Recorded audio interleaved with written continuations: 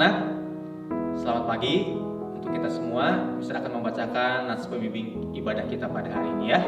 Diambil dari 2 Korintus 9 ayat yang ke-7. Hendaklah masing-masing memberikan menurut kerelaan hatinya, jangan dengan sedih hati atau karena paksaan. Sebab Allah mengasihi orang yang memberi dengan sukacita. Ya, anak-anak, kita akan mulai weekly worship kita. Kita akan pujikan satu pujian yang merindukan setiap kita untuk bersukacita setiap hari karena ada Yesus dalam hidup kita. Ya, oke, dengan penuh sukacita, Mr. Boy mengajak setiap kita yang ada di rumah, kalau bisa bangkit berdiri ya, sama-sama kita bergerak, kita menyanyikan lagu Adalah Sukacita.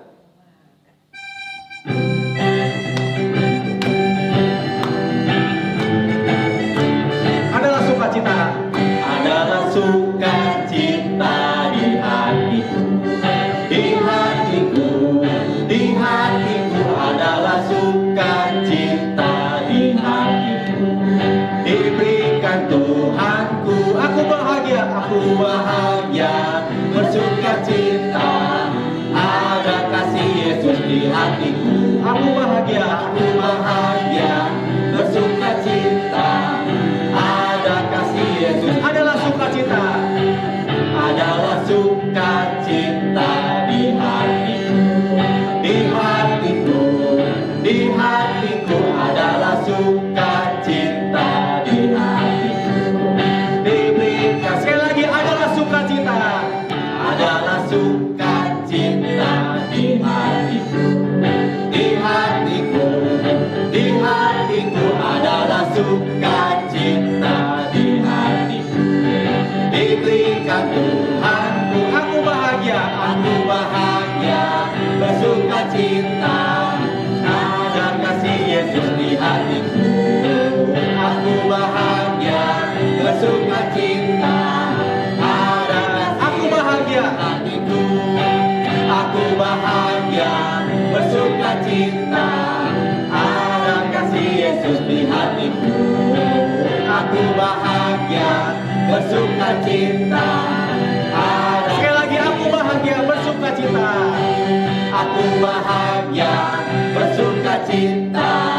Ada kasih Yesus di hatiku, aku bahagia bersukacita. Ada kasih Yesus, ada kasih Yesus di hatiku, ada kasih Yesus di hatiku, ada kasih Yesus di hatiku, ada kasih Yesus di hatiku.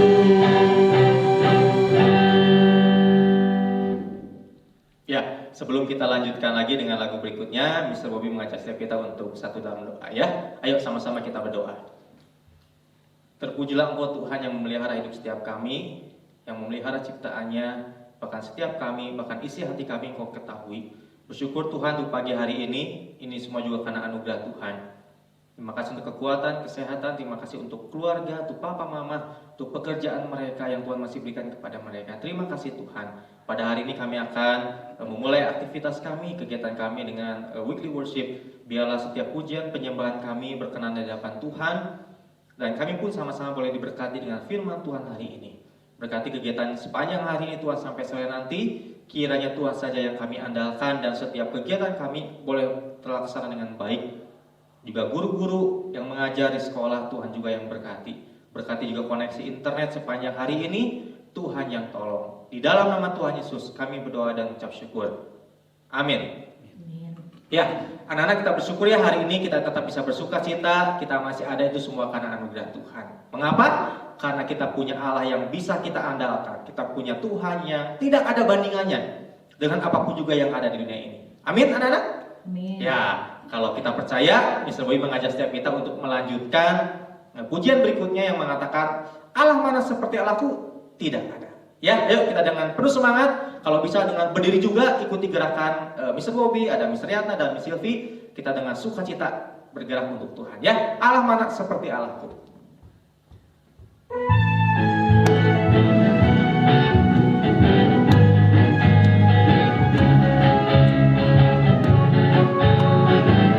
Allah mana seperti Allahku?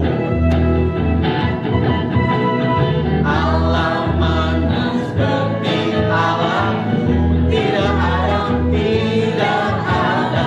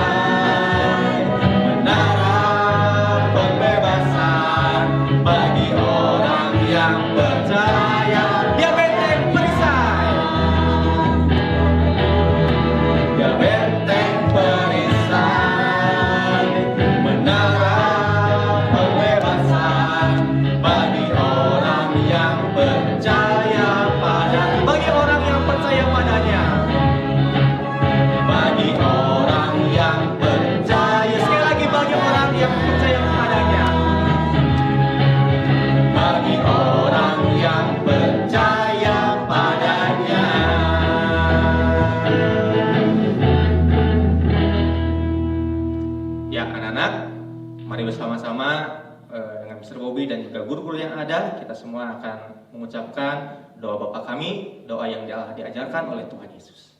Yuk, mari kita berdoa.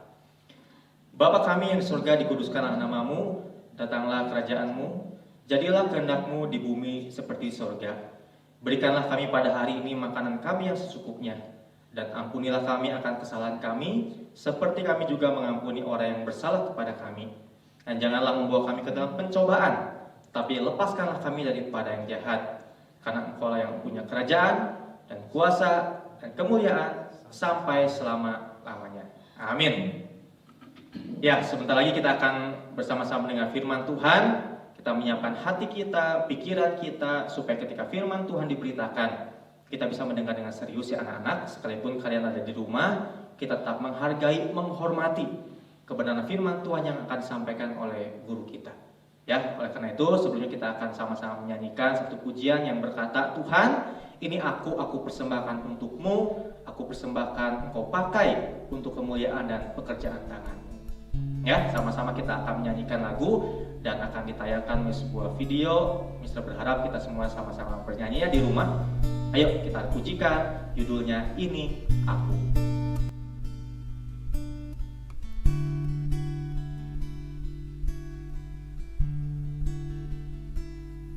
Yesus, Kau kebenaran yang menyelamatkanku. Kau memberikanku hidup dan pengharapan.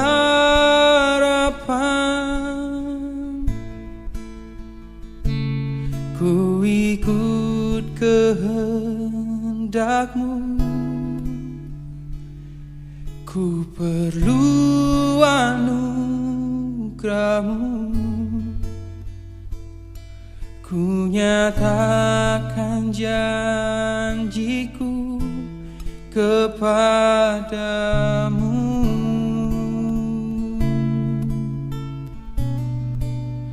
Kalau ku hidup bagimu, hatiku tetap menyembahmu. Dunia tak bisa menjauhkanku dari kasih-Mu.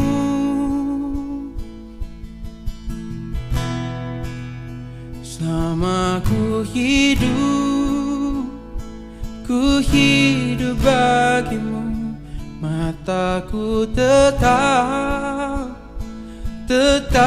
memandangmu. Dunia tak bisa menjauhkanku dari kasih-Mu.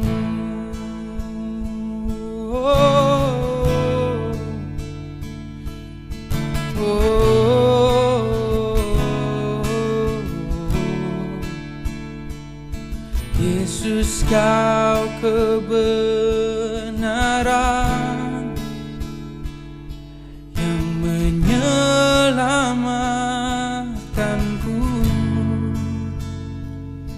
Kau memberikanku hidup dan pengharapan.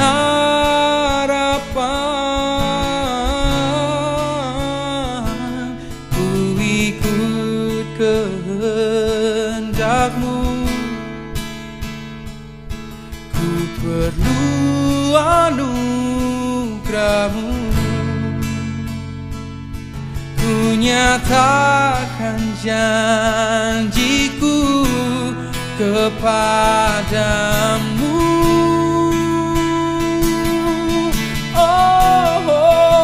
Selama ku hidup bagimu, hatiku tetap menyembahmu. Dunia tak bisa menjauhkanku dari kasih-Mu.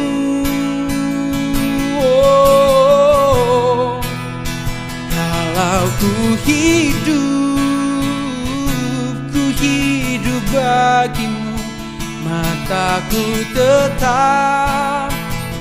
tetap memandangmu. Dunia tak bisa menjauhkanku dari kasih-Mu. Ya, tiba saatnya anak-anak kita akan mendengar firman Tuhan. Sekali lagi bisa berharap, tolong dengan serius ya. Kita menghadapi firman Tuhan, kita akan mendengar firman Tuhan dengan serius, tidak boleh dengan main-main. Oke, silakan Miss Elsie akan menyampaikan firman Tuhan. Ya, sebelum merenungkan firman Tuhan, kita mau berdoa terlebih dahulu. Bapak, kami mengucap syukur untuk segala kasih dan kemurahan Tuhan di dalam kehidupan kami. Kami percaya Tuhan, penyertaan Tuhan selalu ada dalam hidup kami. Juga pada saat ini ketika kami belajar dari rumah, kami tetap percaya bahwa Tuhan tetap melindungi dan menyertai kami. Tuhan Yesus, sebentar kami akan membaca sebagian daripada firman-Mu. Mari Tuhan tolong setiap firman yang diberikan dapat menjadi kekuatan dan menjadi pegangan di dalam hidup kami. Tuhan pimpin, Tuhan sertai, berikan Roh Kudus-Mu hadir di tengah-tengah kami, sehingga setiap firman yang dibagikan menjadi kekuatan di dalam hidup kami. Terima kasih Bapa, dalam nama Tuhan Yesus kami telah berdoa dan mengucap syukur. Sama-sama katakan, amin. Oke, ya, hari ini kita akan bicara atau membahas firman Tuhan dari Markus 12 ayat 41 sampai dengan 44. Miss Elsie akan bacakan ya. Oke, kalian perhatikan. Judulnya adalah persembahan seorang janda miskin. Pada suatu kali Yesus duduk menghadapi peti persembahan dan memperhatikan bagaimana orang banyak memasukkan uang ke dalam peti itu. Banyak orang kaya memberi jumlah yang besar. Lalu datanglah seorang janda yang miskin dan ia memasukkan 2 peser, yaitu 1 duit. Maka dipanggilnya murid-muridnya dan berkata kepada mereka, "Aku berkata kepadamu, sesungguhnya janda miskin ini memberi lebih banyak daripada semua orang yang memasukkan uang ke dalam peti persembahan. Sebab mereka semua memberi dari kelimpahannya, tetapi janda ini memberi dari kekurangannya. Semua yang ada padanya, yaitu seluruh nafkahnya." Ya, firman Tuhan hari ini bicara tentang persembahan seorang janda miskin. Oke, anak-anak, pernahkah kalian membeli mainan atau membeli barang yang kalian harus rakit sendiri? Pasti pernah ya. Mana yang kalian akan pilih? Kalian baca, ketika kalian akan merakit mainan tersebut atau benda tersebut, kalian membacanya dari buku manual atau kalian lebih memilih untuk mendatangkan orang yang membuatnya dan melihat bagaimana orang itu membuat? Kalau Miss Elsie akan memilih yang kedua. Kenapa?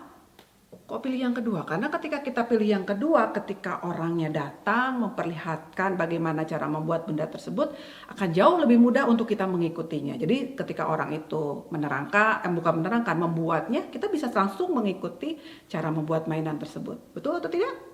Iya, pasti begitu ya. Ya, Miss Elsie juga berharap kalian juga akan memilih yang kedua, tapi ada yang memilih yang pertama juga tidak apa-apa sih, tidak masalah. Nah, apa hubungannya dengan firman Tuhan hari ini? Nah, ketika itu, peristiwa itu, Yesus sedang duduk menghadapi peti persembahan. Dia duduk tidak sendirian, ya. Selain menghadapi peti persembahan itu, dia juga memperhatikan bagaimana orang banyak memasukkan uang ke dalam peti itu. Ya, kenapa ya? Yesus ketika duduk bersama murid-muridnya memperhatikan hal tersebut. Ya, Yesus ingin mengajar sesuatu buat murid-muridnya ketika itu ya. Jadi bisa saya pikir ketika seseorang menerangkan lewat satu kejadian itu akan lebih mudah dimengerti dibanding hanya menerangkan tanpa melihat apa yang terjadi ya. Jadi lewat itu Tuhan Yesus ingin mengajarkan murid-muridnya apa sesuatu yang ingin dia ajarkan melalui kejadian tersebut. Nah, di kejadian tersebut tertulis bahwa Tuhan Yesus memperhatikan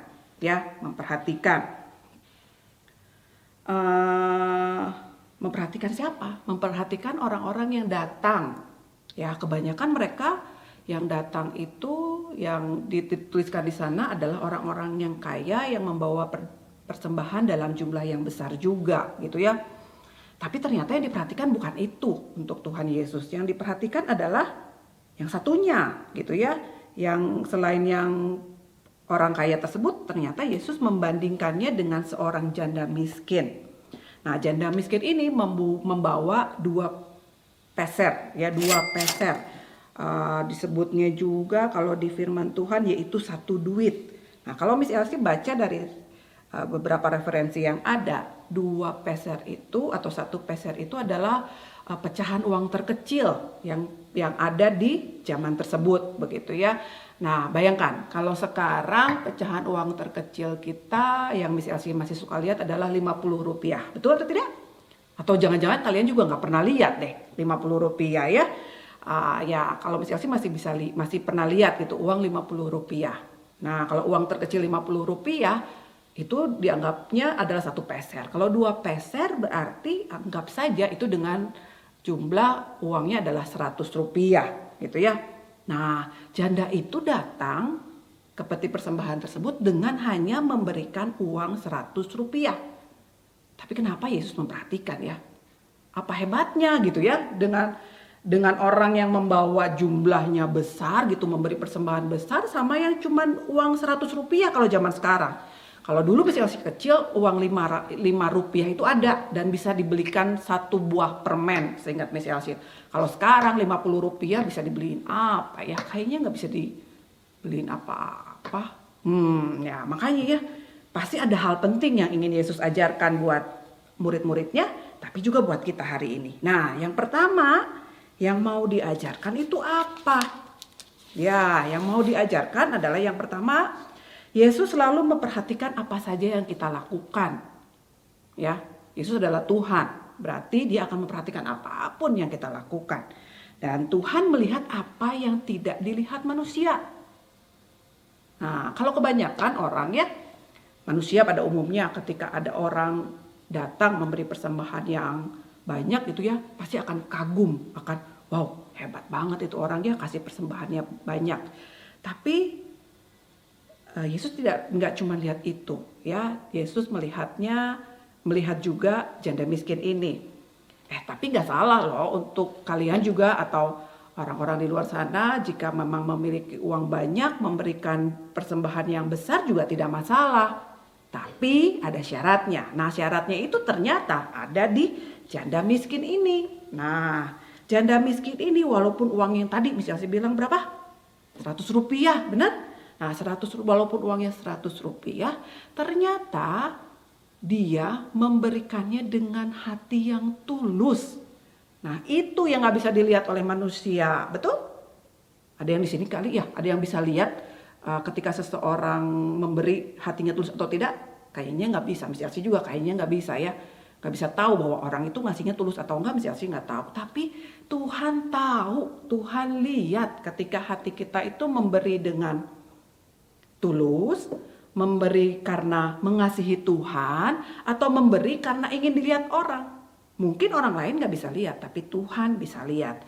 Makanya Tuhan bilang, ngajak murid-muridnya melihat tuh. Kalau janda miskin itu ternyata memberikan jauh lebih banyak. Ya dikatakan di firman Tuhan itu di ayat yang tadi. Bentar ya, misalnya saya lihat kembali kertasnya ya. Di ayat yang tadi katakan, aku berkata kepadamu, sesungguhnya janda miskin ini memberi lebih banyak daripada semua orang yang memasukkan uang ke dalam peti persembahan. Ya awalnya juga bingung ya, memberi lebih banyak maksudnya gimana? Gini, misalnya saya punya ilustrasi begini. Kalian punya 4 roti. Nah, 1 rotinya kalian berikan pada orang lain. Berarti kalian masih punya berapa roti? 3 bukan? Nah, kalian punya 3 roti karena 1 rotinya diberikan pada orang lain. Tapi kalau ibu janda ini kita pikirkan, dia punya mungkin hanya setengah roti. Nah, setengah rotinya dikasihin, diberikan pada orang lain. Dia punya apa sekarang? Nah ya, mungkin pada saat itu dia gak punya apa-apa lagi. Tapi dia tetap memberikannya. Dan Tuhan bisa melihat itu loh. Melihat hati yang mau memberi. Yang memberi dengan tulus. Itu pelajaran pertama ya. Misalnya ulang, pelajaran pertama kita adalah Yesus selalu memperhatikan apa saja yang kita lakukan dan Tuhan melihat apa yang tidak dilihat manusia.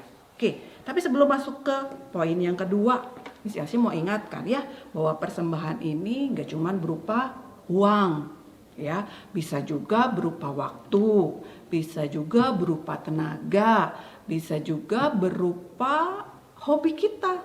Nah, itu bisa juga dipersembahkan pada Tuhan. Kita akan lanjut, kita akan lihat ya. Yang kedua, ternyata penilaian Tuhan itu berbeda dari manusia. Kalau tadi ya dikatakan tidak dilihat manusia, tetapi yang kedua penilaian Tuhan itu berbeda dari manusia. Ya, yang tadi misalnya saya bilang manusia lihatnya uangnya banyak, kasihnya banyak, itu dianggapnya hebat. Kalau orang yang ngasihnya sedikit, dianggapnya tidak hebat. Tuhan nggak lihat itu, tidak lihat itu. Ya, Tuhan lihat bahwa ketika janda miskin ini memberikan 2 peser uang tersebut, dia memberikannya dengan pengorbanan. Apa itu pengorbanan? Oke, kita lihat ya. Kalau di kamus dikatakan pengorbanan itu adalah merelakan sesuatu yang berharga seperti harta, tenaga, pikiran, waktu, bahkan hal-hal lain dari kita untuk diberikan pada orang lain yang kita cintai dengan tulus demi membahagiakannya. Itu yang namanya pengorbanan. Nah, kira-kira menurut kalian janda miskin itu memberikan dengan pengorbanan gak? Iya, dia sangat memberikannya dengan pengorbanan karena dia memberikan hampir seluruhnya ya. Kalau dikatakan di firman Tuhan di terjemahan yang lain dikatakan dia itu memberikan seluruh biaya hidupnya. Ya, itu dia memberikannya dengan seluruhnya. Karena apa? Motivasinya cuma satu, dia ingin memberi pada Tuhan. Mungkin banyak kita yang berkata, kenapa nggak dia uang tersebut untuk kehidupannya sendiri? Kenapa dia tidak memberikannya pada teman-teman lain yang miskin aja? Kenapa sih harus memberikannya pada Tuhan? Mungkin ada yang bertanya-tanya begitu. Cuma satu jawabannya, karena dia begitu mengasihi Tuhan sehingga dia ingin memberikan uang tersebut pada Tuhan, gitu ya. Nah, itu yang kedua, penilaian Tuhan itu berbeda dari manusia. Yang ketiga, Tuhan itu melihat imannya. Imannya dari mana ya? Imannya itu kebayang tidak? Ketika kalian memberikan seluruh biaya hidupnya gitu ya, yang tadi 2 peser tadi ternyata untuk kehidupannya dia berikan seluruhnya, artinya dia nggak punya apa-apa untuk kehidupan berikutnya, tapi tetap dia rela memberikannya. Kenapa? Karena dia punya keyakinan bahwa Tuhan itu akan menyediakan, akan mencukupkan apa yang diperlukan. Ya, jadi percayalah bahwa janda miskin ini benar-benar punya iman karena dia mampu memberikan uangnya untuk Tuhan, karena dia tahu Tuhan mampu menyediakan, Tuhan mampu mencukupi apa yang menjadi kebutuhannya, gitu ya. Nah, itu yang Tuhan ingin ajarkan. Jadi yang pertama tadi apa? Yang pertama adalah Tuhan itu memperhatikan apa yang kita lakukan, apa saja, mau baik, mau buruk, mau apapun Tuhan itu lihat. Selain Tuhan melihat dan memperhatikan, Tuhan juga melihat apa yang tidak dilihat oleh manusia. Ya, Tuhan bisa lihat. Mungkin orang banyak di situ kan lalu lalang banyak gitu ya. Tapi kok sampai Tuhan melihat dan memperhatikan janda miskin ini? Pasti ada sesuatu karena dia memang memberikannya dengan hati yang tulus, dengan mengasihi. Nah, yang kedua, penilaian Tuhan itu berbeda dari manusia. Karena tadi manusia menganggap diri hebat kalau mampu memberi banyak. Orang lain dianggapnya hebat kalau dia mampu memberikan sesuatu dengan luar biasa, ya. Nah, kita juga mau belajar bahwa yang tadi Miss Elsie bilang bahwa persembahan itu gak cuma berupa uang, bisa berupa tenaga, bisa berupa talenta, bisa berupa energi dan sebagainya.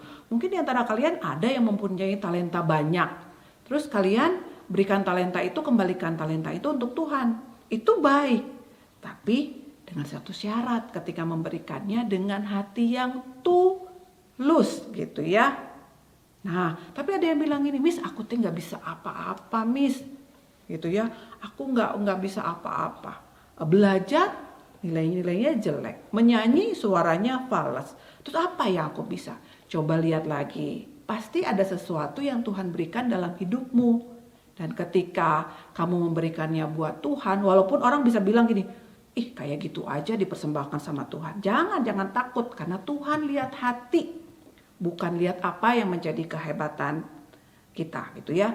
Miss Elsie punya pengalaman ya, bukan Miss Elsie tapi mamanya Miss Elsie. Mamanya Miss Elsie itu dulu karena dari kecil bukan Kristen gitu ya, sesudah dewasa dia baru Kristen. Jadi yang namanya menyanyi itu buat dia jarang banget gitu ya. Jadi awal-awal ketika menjadi Kristen, yang namanya menyanyi buat dia itu sesuatu yang waduh kayaknya susah banget gitu ya, karena dia pikir suaranya fals. Tapi pada akhirnya dia belajar bahwa walaupun suara fals juga ketika menyanyi dengan hati kita, Tuhan pasti dengar. Nah, itu yang yang Mama Miss Elsie ajarkan buat Miss. Katakan kapanpun, dimanapun gitu ya, kamu menyanyi lakukan dengan hati. Menyanyi lakukan dengan sungguh-sungguh untuk Tuhan. Tuhan pasti dengar walaupun mungkin suara kita nggak baik, suara kita nggak cukup merdu gitu ya. Tetap Tuhan dengar, tetap Tuhan lihat, dan tetap Tuhan perhatikan. Yang terakhir tadi pelajarannya yang ketiga adalah lihat, Tuhan melihat iman. Percaya segala sesuatu dalam hidup kita, kalau kita memberikannya pada Tuhan, mempersembahkannya pada Tuhan, Tuhan mampu mencukupkan apapun dalam hidup kita. Mungkin kita ngerasa Tuhan kita nggak cukup pintar, pasti Tuhan akan berikan hikmat, berikan marifat untuk kalian semakin hari semakin baik ya. Ya, semoga firman Tuhan ini menguatkan kita semua bahwa sesuatu yang mungkin kecil, sesuatu yang mungkin dianggap tidak berarti oleh orang-orang atau oleh manusia di sekitar kita, percayalah, ketika kita memberikannya dengan hati yang tulus, Tuhan akan melihat, Tuhan akan memperhatikan, Tuhan akan senang dengan apa yang kita lakukan. Ya, semoga firman Tuhan ini dapat menjadi berkat buat kita semua. Mari kita tutup dalam doa.